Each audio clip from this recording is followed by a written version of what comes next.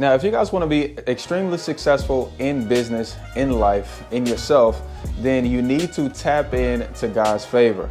Okay, so essentially, some people will call this a flow state or just like a natural multiplication of life. Like things are just happening in your favor. Everything is going your way. And so there is kind of like this formula to tap into that so that way you guys can have the best business experiences you can have, the best family, the best relationships, the best life that you want overall. So today I figured I'd go over, how you guys can do this every single day to get into your flow state to tap into God's favor.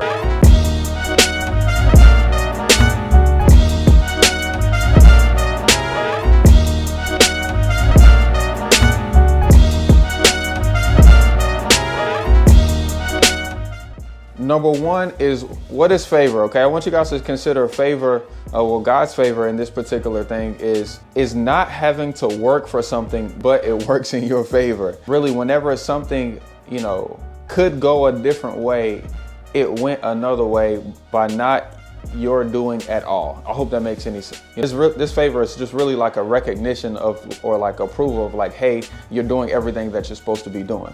Okay, so what are the things that we need to be doing? Number one is waking up early. Us waking up early is like an appreciation for life. But waking up early is like, hey, I appreciate life, and it gives you the chance to be an example. It gives you the chance to be the husband that wakes up before the family. It gives you the chance to have some quietness in the house before everything starts happening, before your phone starts ringing, before you get distractions in. It gives you the opportunity to sit down and be grateful and literally connect to God. So waking up early is extremely important. Now, early is going to be different for you and I. Some people think early is 4 o'clock in the morning. Others like myself, think that early is 5:30 in the morning. You're going to have to determine what early is. If you wake up every day at 8 o'clock, a.m. and you have to get to work at 9 a.m., literally you're getting up, barely taking a bath, jumping in the car at 8:30, barely getting to work on time.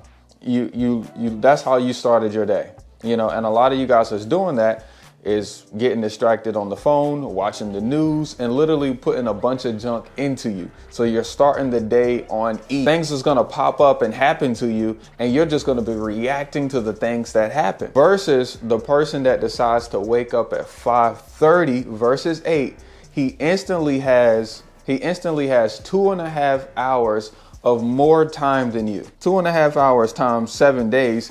This person literally has 17 hours and a half more time than the person that wakes up at 8. When you look at that over a month's time frames, that person has literally created 3 days and has gotten 75 hours and 3/4 more time than you to do certain things.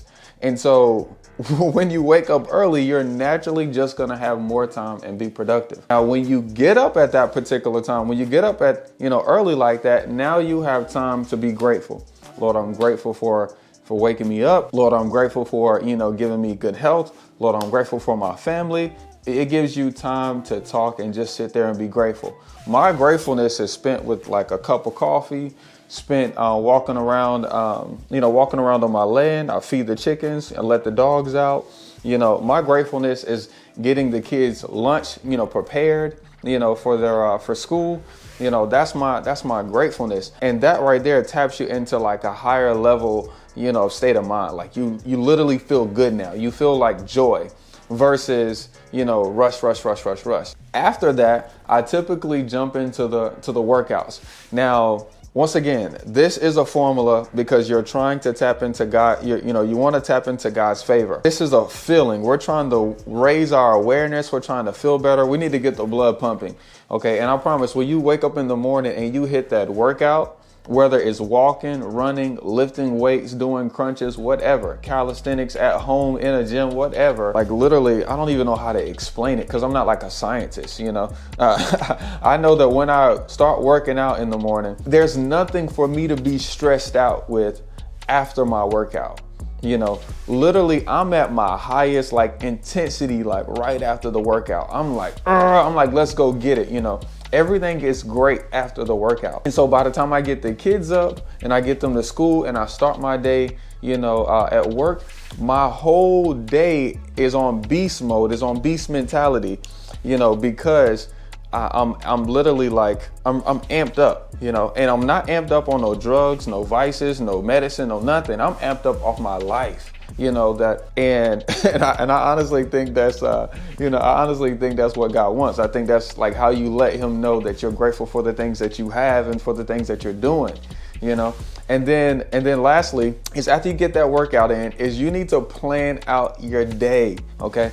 So before you even plan out what you need to do today, okay, you need to know what your goals are. So you're going to have to sit down and make some time and come up with some goals that are specific, that are measurable, that you can actually check off, create, milestones to get to, and these needs to be goals in every area, not just money, but also, relationships, but also travel, but also like you time with yourself. You're going to have to make several different goals. I mean, your goals, you might end up having like 100 different goals, and that's totally fine. Feel free to dream like a child when you're making your goals.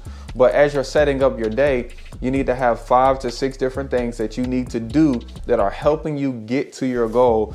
And so you can check those off as you do them. Now, this might be for work. This, like I said, it might be for your bills. You need to pay a couple bills today. It might be that you need to, cut the grass around your house, maintain what you have, but you need to come up with those things that you have to do today and check them off. See, when you plan out your day, you get the things done that you planned out. When you don't plan out your day, literally everything else will jump into your day and you're solving all the things that does not get you to your goal. And so once again, this is helping you tap into God's favor because he already lets us know that, that he's going to bless us with abundance, so essentially our cup is going to run over. Like we're going to have so much of it that we have to give it away. Either way, the promise is still the same, but we got to have a big enough cup to put all of the stuff in it that we want, not just all of this exterior stuff that somebody else might want. So your boss might want you to do something, your kids might want you to do something else. But if you don't put the stuff that you want in your cup, you'll just have all of this other stuff that has nothing, nothing to do with you and what you want to get fulfillment and joy out of your life. This is a quick little formula to get the things that you want, to tap into God's favor, and to literally be the person that you want to be. Even after you figure out, how to buy houses with no money, how to get paid $50,000 on a deal. Next thing you know, you work your way up to $1 million. It doesn't matter if you look at yourself in the mirror and you feel shame and regret. At the end of the day, when you're making decisions every single day, when you're making those decisions, you need to be making sure that you're listening to like your conscience. You're listening to God. Is you making sure that you're doing the things that you're supposed to do. So that way you're obeying what God has you doing so you can tap into all the things that you're supposed to get. So feel like that's all about, being in the favor, being in God's favor. Get this money, but also get up and, get to work, y'all. Peace. See you on the next one.